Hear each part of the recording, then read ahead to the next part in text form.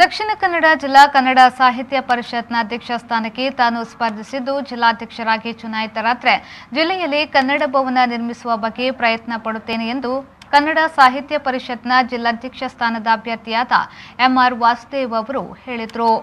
ಅವರು ಪುತ್ತೂರಿನ ಪ್ರೆಸ್ ಕ್ಲಬ್ನಲ್ಲಿ ಸುದ್ದಿಗೋಷ್ಠಿ ನಡೆಸಿ ಮಾತನಾಡಿದರು. ನಾನು ಮಂಗಳೂರು ವಿಮಾನ ನಿಲ್ದಾಣದ ನಿರ್ದೇಶಕನಾಗಿ 15 ವರ್ಷಗಳಿಗೂ ಮೇಲ್ಪಟ್ಟು ಸೇವೆಯನ್ನ ಸಲ್ಲಿಸಿದ್ದೇನೆ.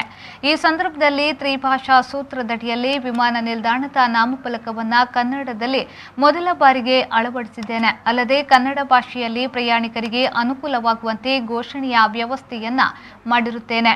ವಿಮಾನ ನಿಲ್ದಾಣಕ್ಕೆ ಭೂಸ್ವಾಧೀನ, ರಸ್ತೆ ವಿಸ್ತರಣೆ ಮಾಡಿ ಅಂತಾರಾಷ್ಟ್ರೀಯ ವಿಮಾನ ನಿಲ್ದಾಣದ ದರ್ಜೆಗೆ ಬೇಕಾಗಿರುವ ಎಲ್ಲ ಸೌಲಭ್ಯಗಳನ್ನು ಕೊಡಿಸಿದ್ದೇನೆ. ನಿವೃತ್ತಿಯ ಬಳಿಕ ಇದೀಗ ನವೆಂಬರ್ 21ಕ್ಕೆ ನಡೆಯಲಿರುವ ಕನ್ನಡ ಸಾಹಿತ್ಯ ಪರಿಷತ್ ಚುನಾವಣೆಯಲ್ಲಿ ಪರಿಷತ್ನ ಜಿಲ್ಲಾಧ್ಯಕ್ಷ ಸ್ಥಾನಕ್ಕೆ ಸ್ಪರ್ಧಾ ಕಣದಲ್ಲಿದ್ದೇನೆ.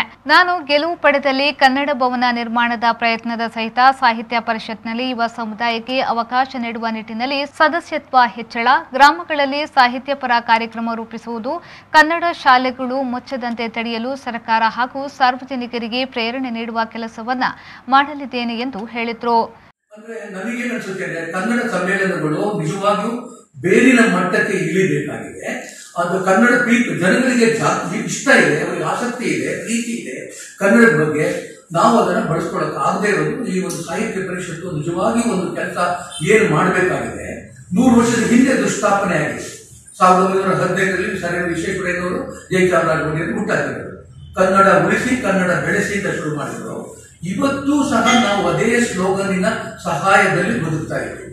ಕನ್ನಡ ಉಳಿಸಿ ಕನ್ನಡ ಬೆಳೆಸಿ ಅಂತ.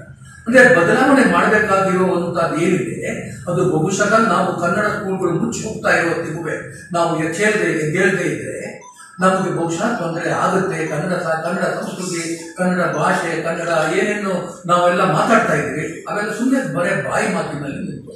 ಸುದ್ದಿಗೋಷ್ಠಿಯಲ್ಲಿ ಅನಾರು ಕೃಷ್ಣ ಶರ್ಮಾ, ಕೆ ಮಾಲಿಂಗ ಪಾಠಾಳಿ, ಶರವೂರು ಸುಬ್ಬರಾವ್ ಹಾಗೂ ರಾಧಾಕೃಷ್ಣ ಉಪಸ್ಥಿತರಿದ್ದರು.